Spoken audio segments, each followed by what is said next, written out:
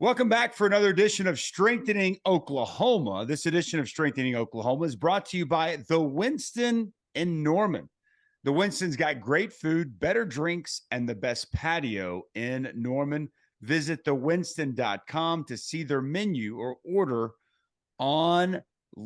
As we work our way through this post-Texas week with the Kansas Jayhawks ready to come to Norman and Oklahoma, looking to get back in their winning ways. Welcome to the show, corner, or should I say safety, a guy that clearly an impactful player for the Oklahoma secondary. Woodi Washington joins us. Woodi, how you doing, man? I'm good. How are y'all? We're doing well. First, I just want to start with how you feeling, man? Obviously, a lot of people banged up, shoulder, a little bit banged up in that Texas game. You feeling good? You ready to go this week against Kansas? Yes, sir, for sure. I'm feeling a lot better. Kind of got a couple of stingers during that game, trying to bang with some of those big running backs, but I'm doing a lot better now. I've been getting recovery, so I'm ready to face off against Kansas. That's good to hear. You mentioned, banging with some of those running backs against Texas. Let's talk a little bit about that game before we look ahead to Kansas. Billy was out. Move you back to safety. You're playing like that middle safety spot, though. Like during the week, was it something you suggested? Was it something the coaches came to you with? Like, how'd that all play out, man? So on Sunday, after that TCU game, coach kind of called me. He was just talking to me, and he told me I was going to play a little safety. At first, it started off as a couple drives or whatever. And I guess I got real good at it in practice. So we get to Friday, and coach is like, I think I want to start this group. And happened to be me in the safety spot. And it was something different for me that I never really did. I played safety as a freshman, but it's kind of playing that middle spot was something different because you got to fit the run. And it's not like on the outsides, you're like literally in the middle where the backers and all the nose guards and the big boys are. So it was kind of different for me. But I liked it. I think I played well at it, and just got to continue to get better. But you did a great job back there. Is it just the tackling aspect? What's the biggest difference? Take some people that don't know, like myself, who's only played defensive line or some linebacker way back in the day in high school. What's the biggest difference between playing corner or safety? I think it's definitely the tackling aspect because most of the time on corner, you're setting the edges. You're not really in the middle of the field trying to make open field tackles unless you get a ball caught in front of you, or the running back may bounce it out or something like that. But as a safety, you're like fitting the run. So if you don't fit that gap, then it can literally be a touchdown any play. Even as corner, you got to fit gaps and stuff like that. But as a safety in the middle of the field, it's so much easier to miss a gap just because the gaps are moving so much. And I think that was a big deal for me. But I just kept my eyes on the linemen and try to see what they were doing just to fit the gaps. And I think I did a good job with that. Yeah. Speaking of the eyes, that's the part for me that it seems like it would be way more difficult to see. I know that sounds stupid. Like when you're coming down in that run fit, how difficult is it to see like where the running back is and how the blocking schemes develop, like all that had to be very different for you. Yeah, it was a little different. Really this much.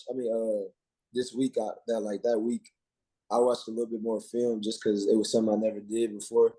Like as a corner, I would still watch a lot of film, but I'm really just watching receivers and watching releases and things like that. And then maybe sometimes when I'm blitzing, I gotta watch how a gap goes. But as a safety, like watching the film, it could be a draw play where the guard is run blocking and the tackle is passing.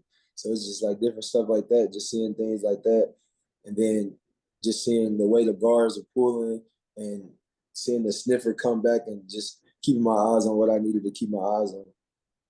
I love it. Some people are probably going sniffer. There's dogs out there? What's going on with the sniffer? It's the tight end that comes back on all the split zone concepts. They call him the sniffer because it's kind of like he's sniffing the tackle's butt. Yeah, it's funny. We had Jatavian Sanders, I think, was playing some sniffer throughout the course. It's a big of sniffer. that game. That's a big sniffer. You mentioned the difficulty. Gabe asked the question, the difficulty of that aspect of playing safety. What about the difficulty of blocking out all the noise right now? Because, you know, I mean, it is what it is. 3-game losing streak. It's, you guys are not playing your best football, though you hope your best football is in front of you. There's a lot of negative energy out there, man. There's a lot of different, whether it's media, whether it's fans, whatever it may be. How have you guys been able to block that out and focus on getting better this week against Kansas? Really just trying to stay off the internet. I mean, that's the biggest deal, because when you see negative things like that, it can make a huge impact on probably your confidence and just the way you think that the rest of the season may go, just because the way people are talking about us. But I mean, for me, I just try to stay off all the Twitter and Instagram and all those things, just to get away from it and just keep my mind on what we got ahead. I mean, Coach made a big deal about that at practice yesterday, just having that negative energy and not bringing it to the field. But I think if we just keep a positive mindset and then keep practicing and doing what we're doing, I think we can definitely go out and have a great game against Kansas. How is the mindset of the defense in particular right now? Because, man, it hasn't gone well the last 3 weeks, right? And I know you're trying to block out all the negativity, and even if you're doing that, you still is there any doubt, or is it still like you're confident in the way you guys are working and preparing and all these things, and you just know that if you keep pushing, you'll get the results you want?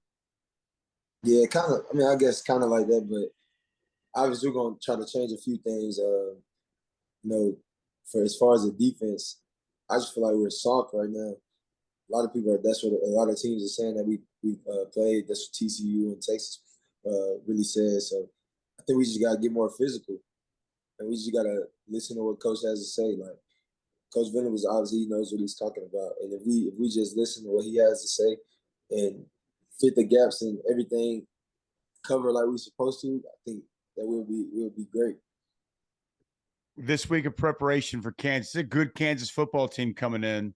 You know, they're 5-1. They're playing with a ton of confidence, even though they lost their first game of the year against TCU. They still played really well, put themselves in position to win.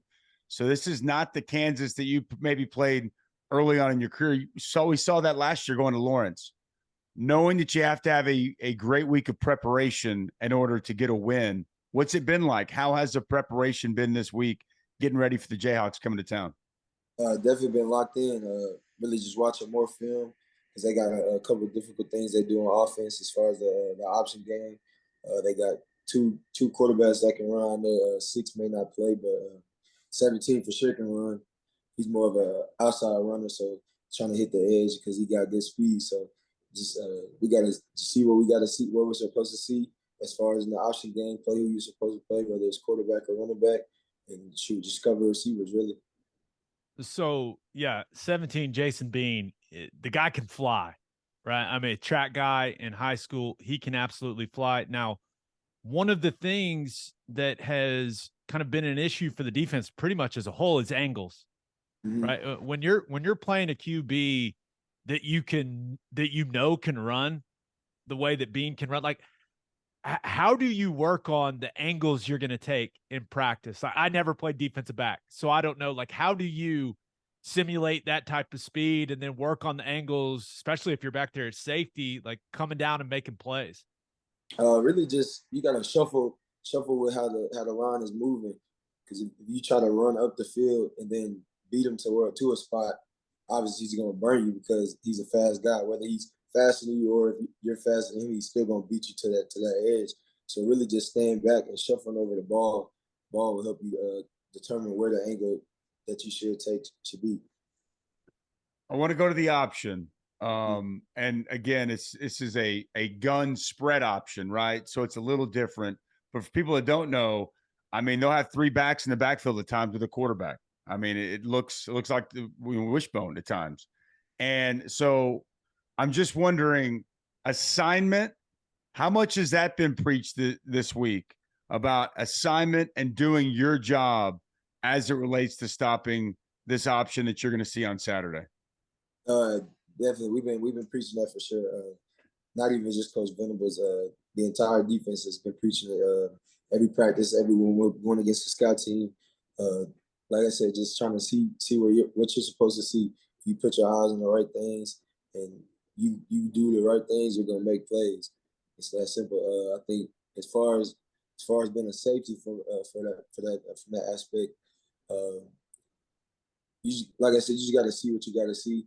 Most of the time, you're gonna be the running back player as a safety or even as a corner. So you just got to kind of bait the quarterback and then not throwing it and then making a play on the quarterback and different things like that. So as far as that, when I watch Kansas's offense, ton of pre-snap motion, right? Whether that's guys coming across the formation, guys going into the backfield and going across the formation, guys going into the backfield, coming back. How do those motions affect you guys as a defense? Because when someone's just watching the game, it's kind of like, oh, they're going in motion, no big deal. Like, how big of a deal is it when you've got people coming across the formation, and how does that all get communicated? Definitely, you guys just know your job in those situations because a lot of times at safety you'll be if they motion this way you'll roll down or you gotta go to the post. So it's different things like that when you're man coverage and sometimes even in zone because it could be a sky thing where the free safeties come down, but then they motion another one to the field. It's 3-by-1 now, and you gotta switch your whole defense. Really, you gotta know your job, and I mean we'll talk throughout that, and just seeing the motions and different things like that. And even as a corner, sometimes you might have to bump out if a motion comes, or maybe it's a running back motion now. You got to stay on your number one receiver, so the running back doesn't even count. You usually got to really know what defense you're in and what the call is. And that's a great point because you cannot fall subject to only the run because they throw it very well. That's the thing about this offense. It's so balanced. Unlike your traditional option where it's all run, it's not all run. And they've got some talented wide receivers. Skinner had a big game. They've also got Grimm and Arnold. What do you think of the Kansas wide receivers? And how important is that aspect going to be that you don't kind of, fall victim to only playing the run and forgetting about their ability to throw the football down the field? I think the biggest thing is if we stop the run, then obviously they're gonna have to pass the ball. So kind of trying to make their offense one dimensional. So if we stop the run early, stop the option early, then they're not gonna have a choice but to pass the ball. And I think we got a good idea of what routes they run in certain formations and things like that just from watching film this week. So if we stop the run, then we'll be able to stop the pass as well. Now, Woody, I know you're staying off social media, which is smart. Keep doing that. Yeah. But there is a portion of the fan base that is discouraged, right? And understandably so with how it's gone the last couple of weeks. But for you, and remember, you're a captain for this game. You've played a lot of football. How important is it for you guys as a team that the fans show up and show out for this football game, right? I feel just because as a player, I feel like that show of support can go a long way for your guys' mentality in this game. Yeah, definitely. Last time we were at home, we lost to Kansas State, but I feel like at home, if they bring that energy, then it'll boost a lot of confidence for me, and I mean probably for my teammates as well. Just for them to come out and even though we've been losing the last 3 games, if they come out and just bring that juice for us, I think it'll make a huge impact. Totally agree, man. And I hope they do show up and bring that juice. Speaking of the fans, let's get to some fan questions. And those fan questions always brought to you by Love's Travel Stops. Visit loves.com for more information on the nation's leading travel stop network that's headquartered right here in the great state of Oklahoma.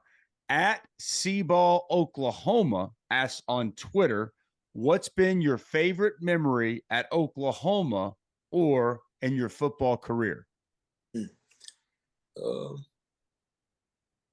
Probably Texas, my redshirt freshman year, when I caught my first interception. That's probably the best probably memory I have with football. when I caught it, it was just kind of it was crazy because we were up by 14. They were about to score, get an interception, and then kind of turned the game around. They ended up coming back, winning a couple overtimes. It was a crazy game. That was a crazy game, but anytime you make a big play in that game, it's hard to forget, right? You almost had another one on Ewers, man. It was this close. Close. Okay, the last question comes from John S., who says, I know the losses have been disappointing. What are some things you do to keep your spirits up?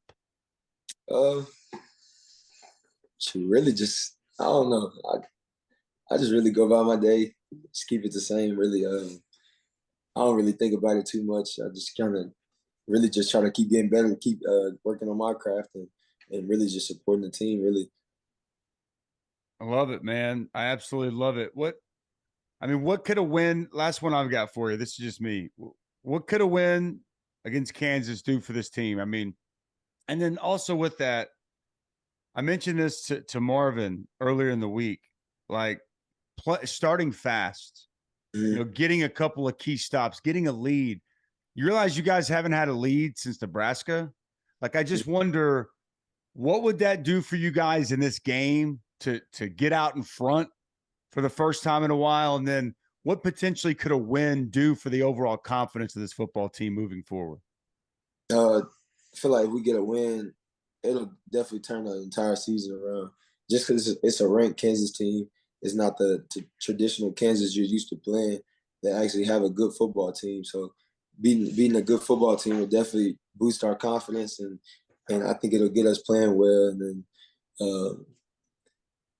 I think just especially this game, it's a huge game for us. Really, it's a huge game for us. So I think if we just keep doing, we just gotta go out and prepare like we need to, and we'll definitely get that victory. Hope so, man. We will definitely be watching, and hopefully in front of a packed house there at Memorial Stadium. Thank you, Woody. We appreciate it, man. Best of luck this week. Take care of that shoulder. Can't wait to see you making some hits on that option, man. Sure. All right, there you go. Thanks to Woody. And now it's time for me and Gabe to break it down.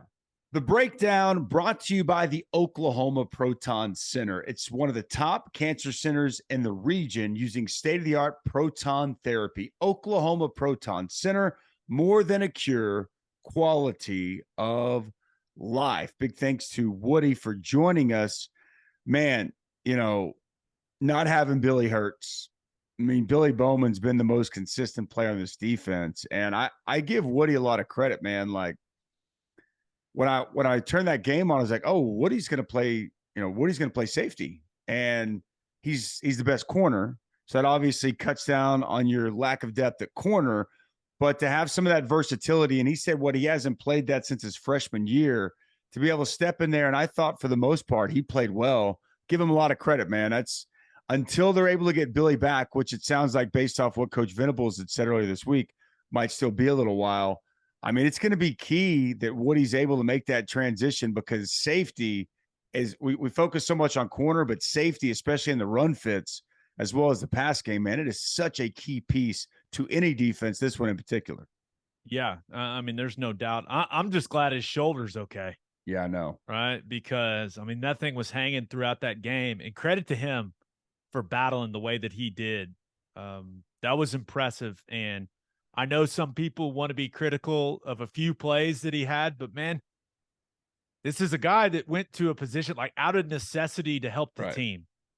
So yeah, hey, sometimes you lose the running back in the trash, right? Like, it happens at that safety spot, but I thought he played extremely hard, and this team's going to need him to play well. And this is just the truth, man. Some of the guys that were playing corner instead of him did not play well. And Texas targeted them and went after him, and they did not make plays. Those guys, if Woody's going to continue to play safety, those guys have to step up and play better. Bottom line. Well, and CJ Colden, he's earned the right to play more. I think there's a good chance we see him play more.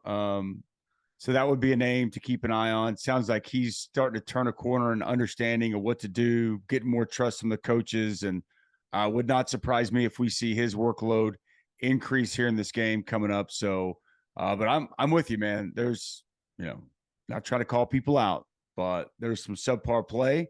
And the other thing is, not only do we notice it, but more importantly, the opposing team and the opposing offensive coordinators are noticing it.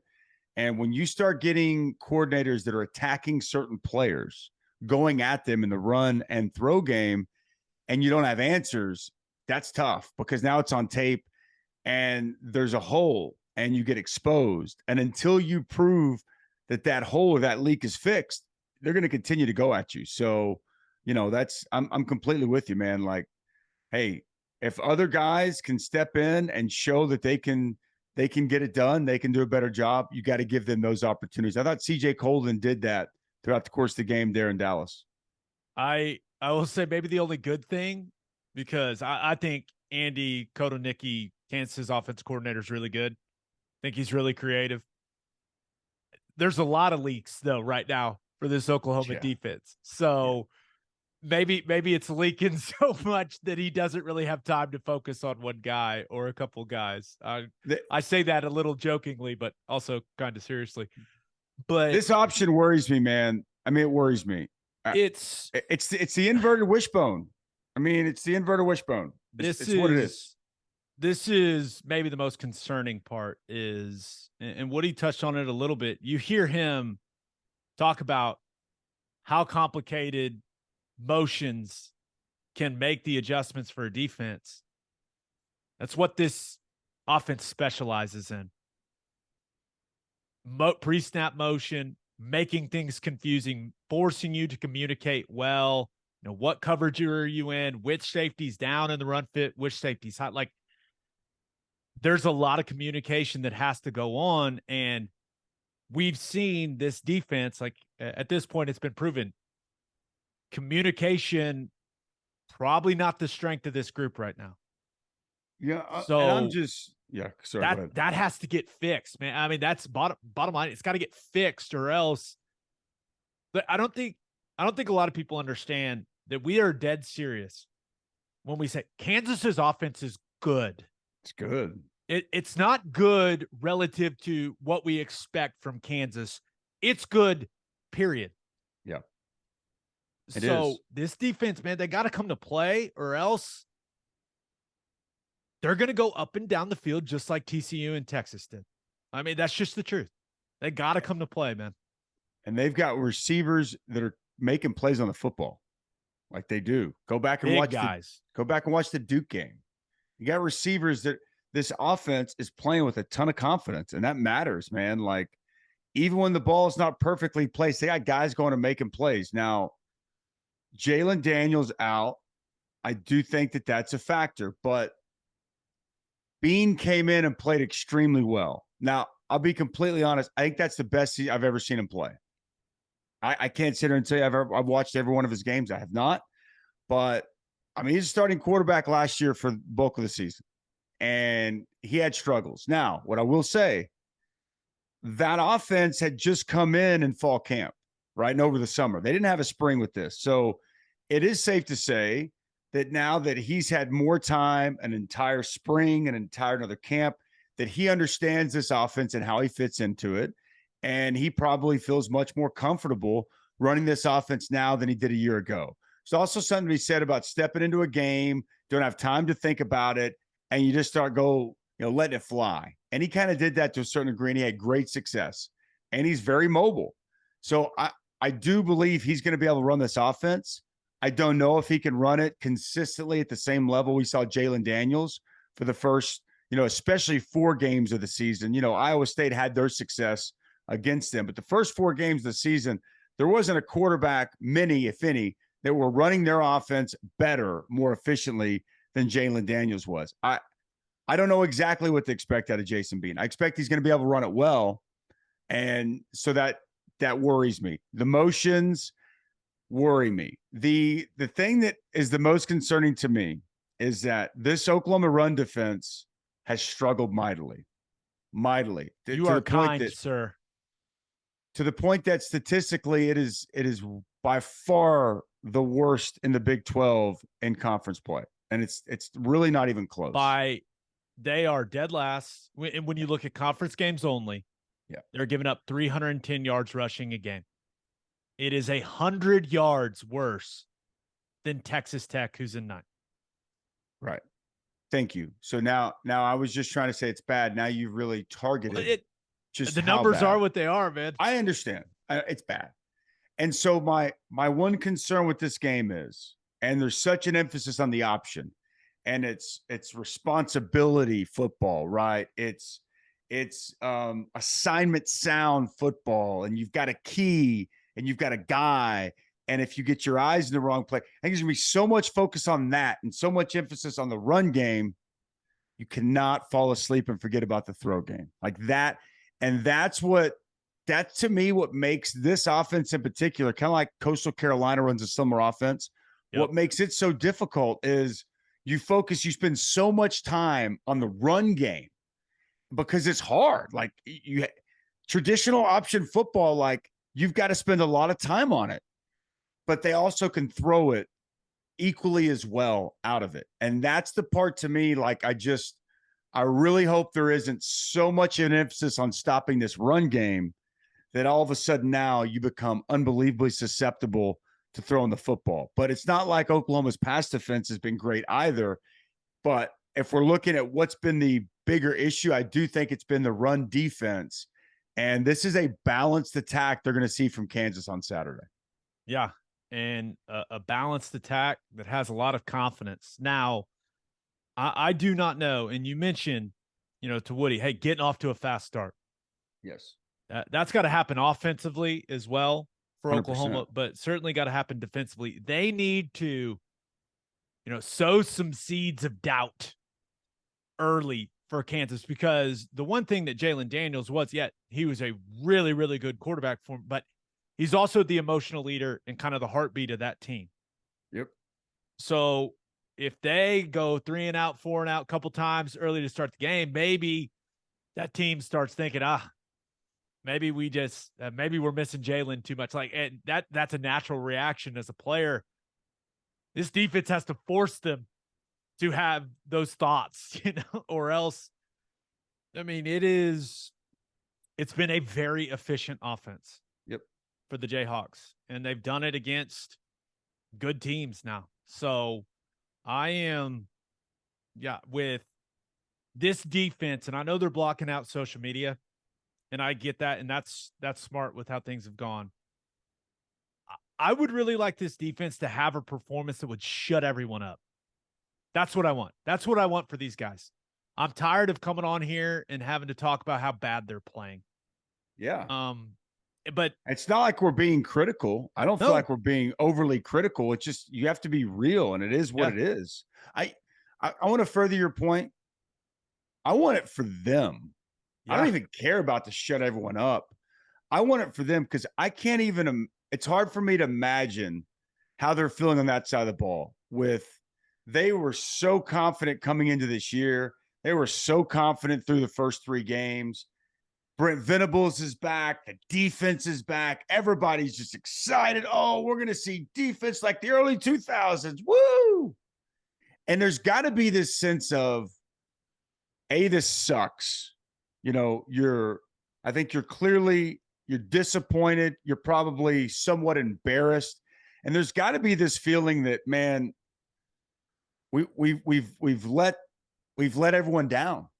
Like whether they want to acknowledge it or not. And I'm not here to say that they have, and they don't have to worry about that, but they're human beings. Like there's got to be a sense of just with all the expectations that they had, everybody had. And so I want, as much as anything, I could care less about people yapping, us yapping. I want it for them. I want them to feel good about themselves as a defense. I want them to get that confidence back and know that they are capable of playing much better than what they have the last 3 games. And if they do that, with how much my emotional well-being is tied to Oklahoma football, I will feel better, Dusty. Yes, everyone will. Everyone will. I want to I was about to start saying the defensive line needs they all need to play better. Like, I don't want to start going down like it starts up front. We've talked about that. The defensive line, it's got to have more of an impact. I'd like to see, I mean, I'll just say it. I'd like to see more 4-man front. I would. I would like to see it this week against this team. The linebackers got to play better. The corners got to play better. The safety's got to play better. Like, everyone's got to play better. I'm going to tell you this, my last point of this game. If I'm them, I want the football. I want the ball first. I want to put the ball in Dylan Gabriel's hands, and I want the offense to go score. They need a lead so bad, dude. They need to start with a lead. And I fear if Kansas takes the football and they go right down and score, it's going to be emotionally just draining. And there's going to be a sense of, in that stadium, I'm not even talking about the team. Yeah. But there's going to be a groan and a sense of, oh, here we go again. I really hope, and this kind of goes against Coach V because, he wants to get out there and play D. But I really hope, whether it's Kansas at the Furs, and if I'm Coach Leipold, I want the ball too. I want to put my offense on the field. I want to go challenge that defense, and I want to go try to put that fear of doubt in them. But I'm hopeful. And if Oklahoma wins the toss, I really want them to take the football. I think it could be so crucial and so key to take the ball and go down and score on an opening drive and just get a lead. Feel good about yourself to start this game. I know that, you're a defensive guy. I'm an offensive guy, right? The offense, you cannot go 3 and out or 4 and out to start this game. Not to put too much pressure on those guys. You got to put a drive together. You got to go score, man. The defense is struggling. And this is a big challenge with, the complexities that Kansas brings with their offensive attack. Help them out, man. Go score. Have a day offensively. Go score 50. Help your team out. It's complementary football, but sometimes one group has to bring the other group out of the hole. So I know a ton of attention's on the defense right now. I get it, but offense, Lebby, dial it up, man. Let's go. It's time. It's time to just explode offensively. Got to help the team out. Got to help the defense out. Yeah. Please. Please. Yeah, no, I'm with you, man. I'm with you. I'm anxious. I will say that I'm anxious. I'm excited. I'm anxious. And I really hope for that team, man, that they go play well. I mean, sure, the fan base, it'd be big for them, but that coaching staff, man, I got a lot of close relationships with that staff, and I hope they can go get a win. And for these players, everything they put in, I want them to have some success. Winning doesn't cure everything, but holy cow, does it make everybody feel better? It can, and it can change it can change your trajectory of where things are headed. I mean, it really can. So, it's a massive game. It's a massive game in Norman coming up tomorrow with Kansas coming to town. We hope we see all of you guys there. Pack the Palace. I get it. Everybody's like, oh, I'm tired of hearing that. Don't challenge me. This team needs to play better. They do. They know it. Hopefully they will. But remember, you got a part in this too. And hopefully this fan base recognizes that and they take on the challenge. And hopefully when I talk to you again on Monday, we're talking about a Sooner victory. So we shall see. Thanks to Muse Growth Strategies for continuing to help us spread the word about strengthening Oklahoma. Reminder, hit that subscribe button, especially on YouTube or wherever you may look at your podcasts or your streaming shows. Don't forget, you can still contribute monetarily on strengtheningok.com. And a big thank you to our subscribers on strengtheningok.com. You guys have been awesome. We appreciate you. Our players appreciate you. Also, the new viewers and subscribers on YouTube or wherever you listen to your various podcast platforms. Thank you. Tell your friends. And hopefully we got a win to talk about coming up next week. We'll see you again next time right here on Strengthening Oklahoma.